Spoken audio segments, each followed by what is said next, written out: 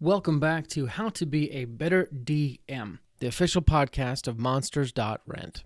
I'm Justin Lewis, And I'm Tanner Wayland. and we are here to help you tell better stories for yourself and your players as you dungeon master sessions of D&D, Dungeons & Dragons. We'd like to give you some quick announcements. We actually have one before the show, and then after the show, if you want to stick around, we have some more announcements then as well. But first, let's talk about this. Tired of being alone? Are you tired of not having any of your players understand you? Are you tired of never truly belonging? Well, you're in luck. All you need to do is join the Guild. The Guild is a unique and exclusive experience that is only open to Dungeon Masters. It is a full community focused on helping ease your DMing burdens. Want to meet other DMs? Join the Guild. Want to discuss your homebrew ideas with people who would appreciate it instead of just telling your cat? Join the Guild. Want to find a place where all your wildest dreams will come true? Join the Guild. Go to monsters.rent/guild and sign up today for free. Wait, that can't be right. Chuck, can you check this again? Is this supposed to be... What? Oh, they're serious? It's free? Oh, okay. All right.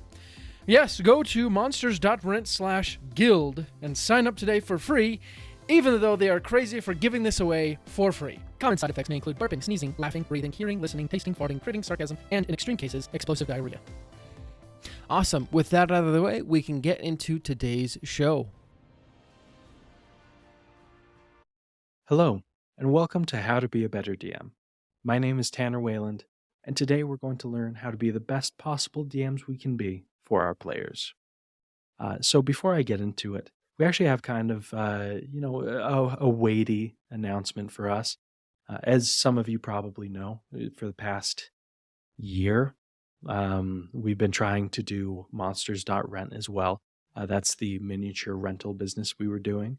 And, after a year, we've had a lot of great experiences, but we were talking, Justin and I, and we just realized that it was kind of pulling away from our focus on the podcast. And we didn't want to, kind of jack of all trades, master of none, this whole thing. So, we decided that we're not doing Monsters.Rent anymore. And that was kind of, it was a sad moment because we put a lot of work into this in the past year, but it also, it's kind of like a weight off our chest because I don't know if any of you have ever gone from doing a podcast to then trying to essentially ship out a bunch of minis, manage how they were being rented and everything. And it was a lot. And so we're excited for this new experience to kind of focus on the podcast. We're also grateful for any of you who gave it a shot. I know we were figuring out a lot of stuff and, between getting the minis ready and shipping them out and everything else, it was, we just really appreciate everyone who was patient with us and wanted to show support. I swear some of you out there, you didn't even care about the minis themselves. You just wanted to show us support, and that means the world to us. So we want to thank you for that. I will say that was a learning experience. Like, for example, we had Dead Wars. That was early on last year, right? I think that was April, maybe May. That's where the world record was set for the biggest D&D game, ever. We've also met a lot of influencers. We had a booth at that same Dead Wars event. We got really into painting minis and did miniature photography and everything. And I just wanted to give that a shout out because that was kind of a big shift that we made. But we're also very excited for the new directions we're going with the podcast. And I just wanted to shout out some of that for you to kind of keep your eye on for the future. First off, we are planning on having a lot more guests.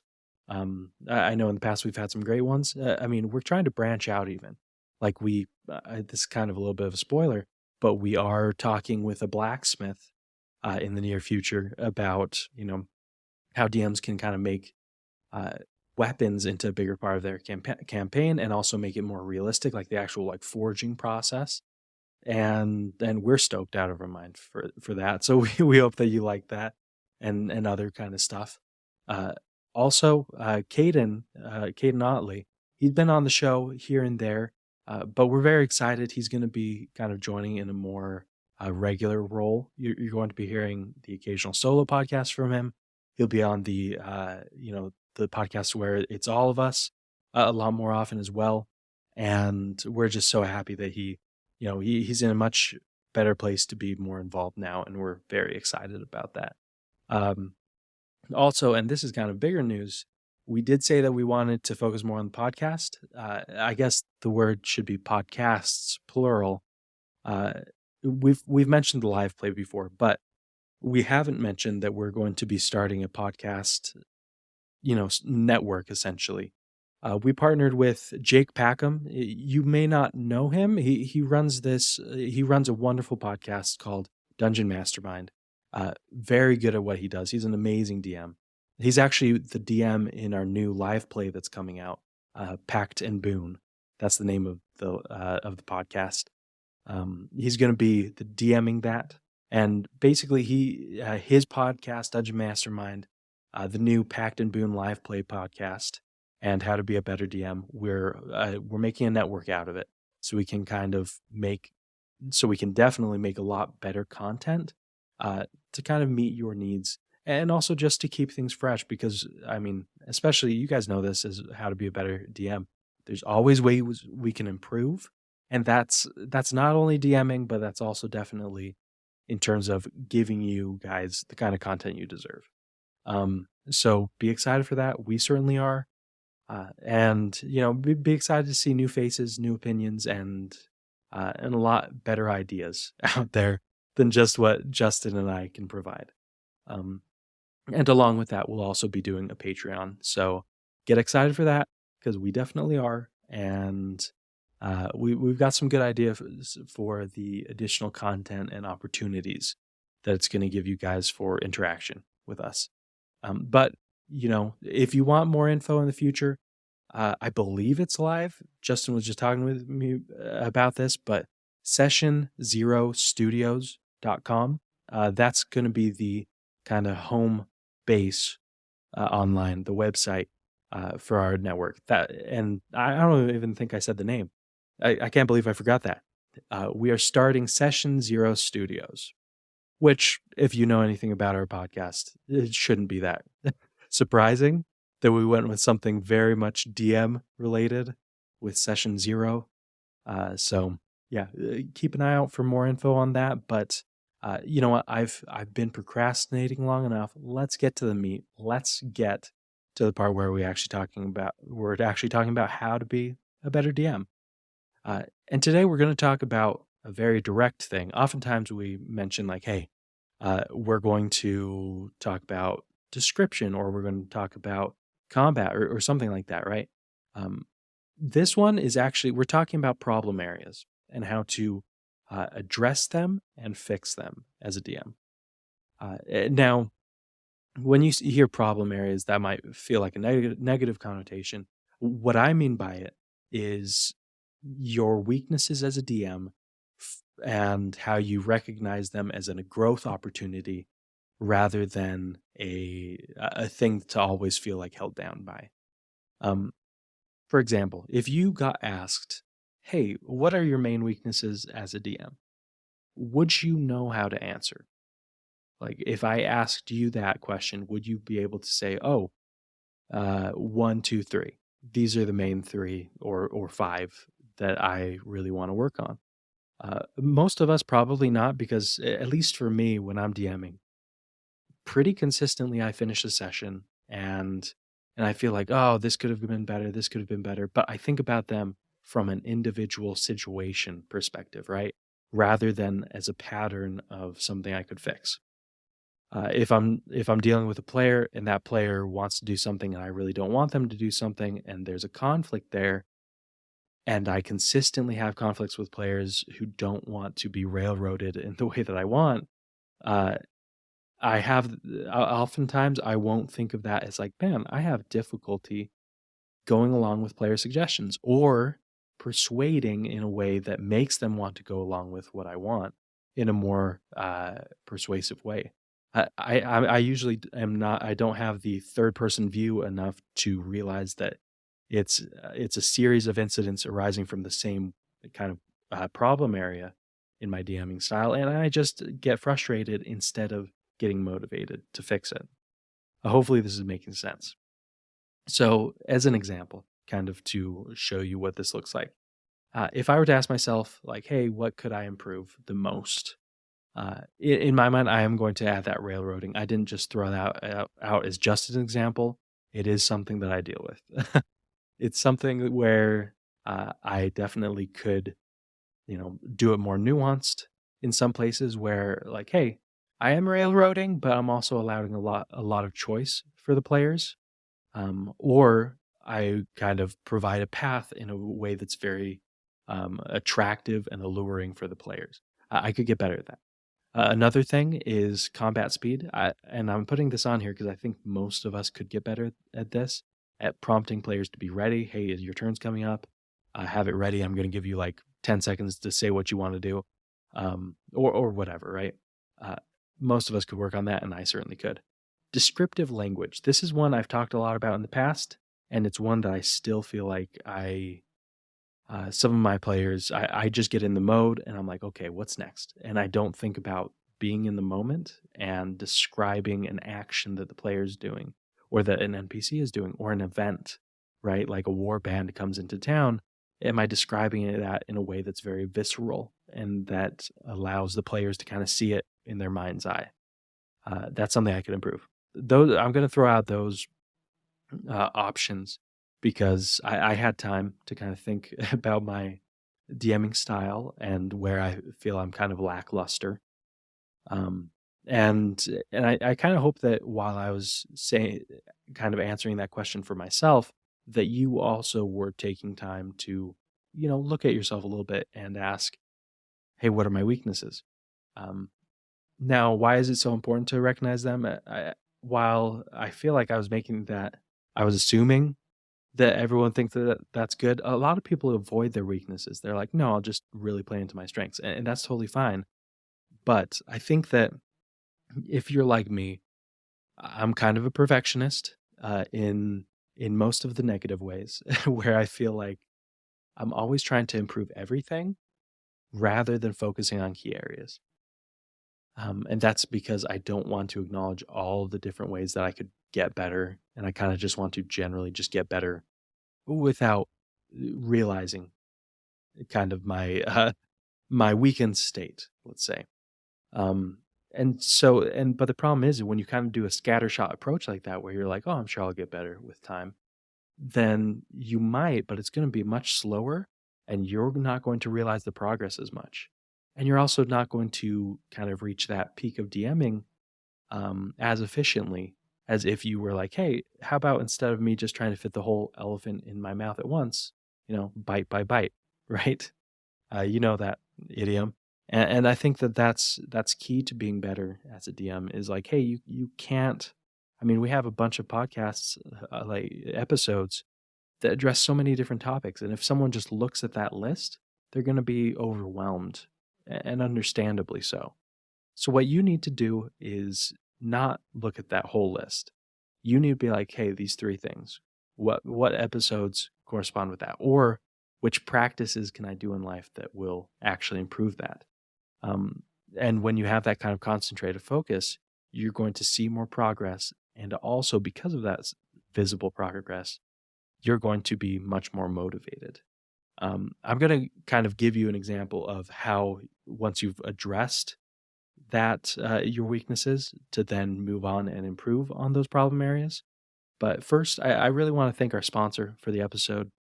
We were actually talking with Jake Packham, the guy who, who's going to be our DM. He's such a great guy, and he's also so busy.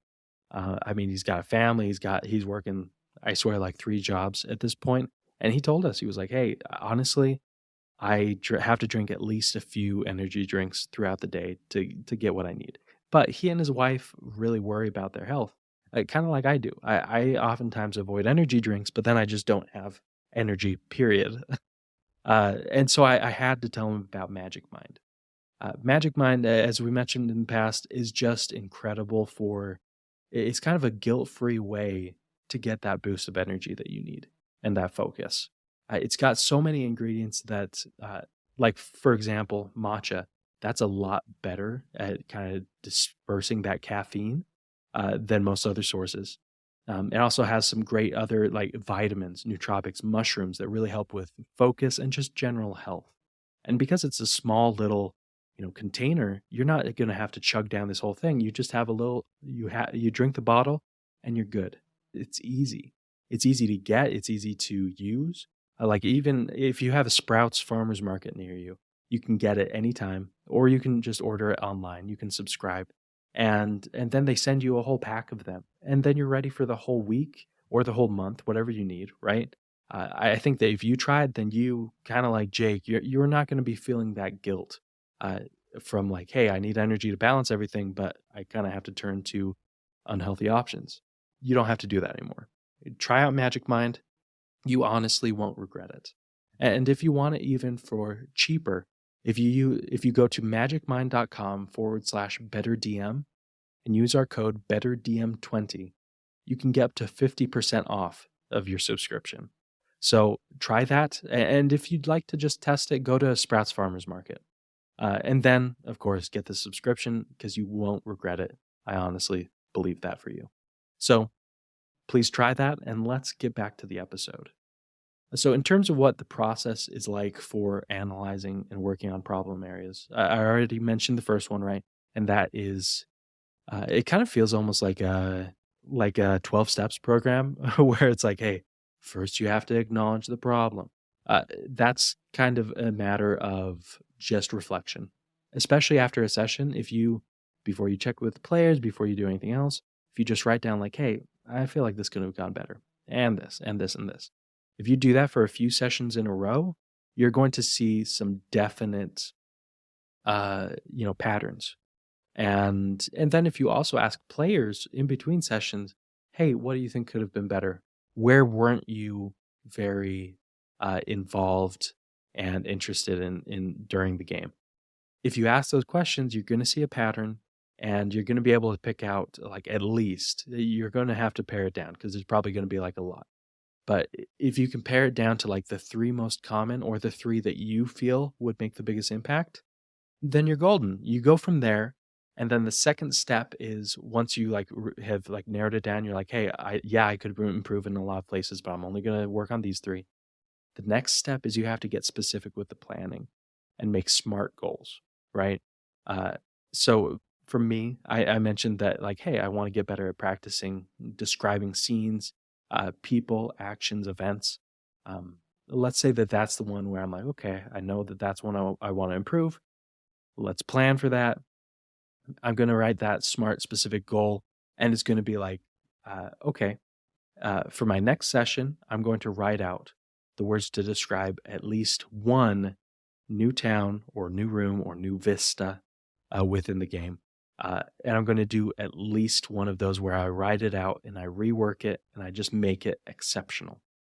And maybe I even give a time. I'm like, okay, I have 20 minutes to write a paragraph and rework the paragraph and get it to where I'm feeling really good on it. And then you could be like, okay, I'm going to do that for a description of scenery. And I'm also going to do it for a skill check, either fail or success that I know is going to come up. Like if they're in a dungeon and you're like, okay, there's going to be this trap where blood pours from the walls and they start almost drowning in it. I could just say it like that, like, oh my goodness, you step on a stone and blood starts pouring from the walls. What do you do? Instead, you're going to be like, okay, I know that this is coming and I'm going to write, spend another 20 minutes and I'm going to really work on a good description. Now, why am I saying like, hey, do it? I'm not saying like do it for everything, like every room, right? Like a paragraph, every trap or skill check, write this. I'm saying take it in bite-sized chunks. If you try and get better all at once, then you're going to get burned out and you're going to have the same problem as when you were trying to fix all of your weaknesses at once. You can't get better at a problem area all at once either. You really need to take in bite-sized chunks. So once you've like found out what a good way to practice that, that improvement, you're then going to make a goal to do it, consistently. Because if you do it for 3 weeks, or 4, or however many, right? Or at least if you do it before every session, then you're going to notice that you get better at it. And so let's say that you're meeting twice a month, right?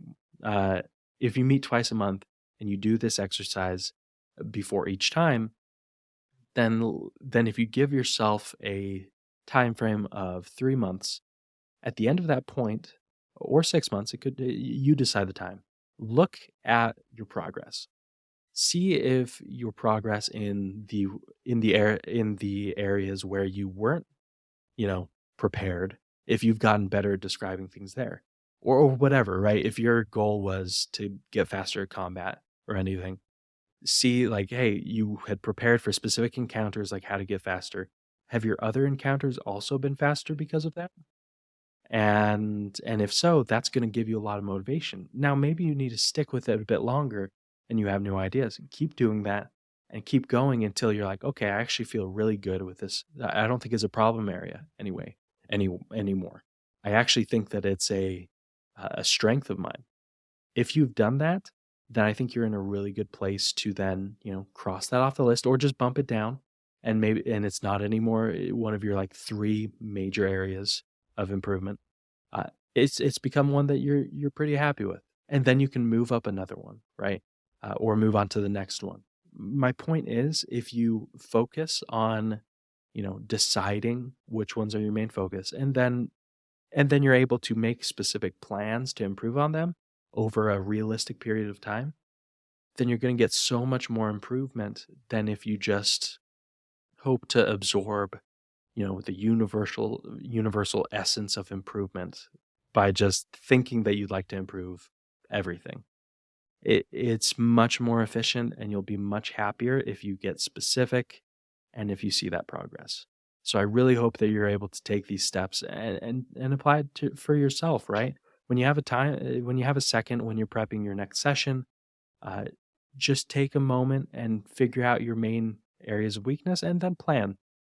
And then, reach out to us. Let us know how it went, because I honestly believe that you'll be very happy with the results. So get out there, become very improvement focused, and also let's roll initiative. Thank you for listening to today's show. We really appreciate your support and your patronage. We have a few more announcements to go over. First, did you ever fall in love with the library as a kid? It was a place where you could experience 1,000 stories without having to buy 1,000 books. That is what Monsters.Rent can do for your D&D campaign. You can rent and swap out as many quality miniature monsters and creatures for your D&D party as you could ever want, without having to buy them. You can rescue villagers from a kobold camp, or lead your party through the fighting forest, or many more adventures. We're coming out with new bundles all the time. Just sign up for our subscription to get access to your own personal library of minis. Go to Monsters.Rent to find out more. That's the website. Monsters.Rent. Get your library pass to a world of minis today. we also wanted to let you know that today's episode is sponsored by Stardust and Dragons. I'm going to let one of the cast of Stardust and Dragons, Christian Hatcher, and his crew tell you a little bit more about it. This August, a new adventure podcast is coming to a platform near you, filled with action. Shoot one of the 2 of them. We can't keep taking hits like that. Drama. Everything that she's been doing, everything she's going to do, finally sets in. And Stardust. Help! Help! Someone, please! Find out more about this epic odyssey at stardustanddragons.com, where adventure awaits in the stars. That's all the announcements we have today. Again, thank you so much for everything you do for us. You make this show possible. Like we said before, we'll be back next week with another great episode, and until then, let's go ahead and roll initiative.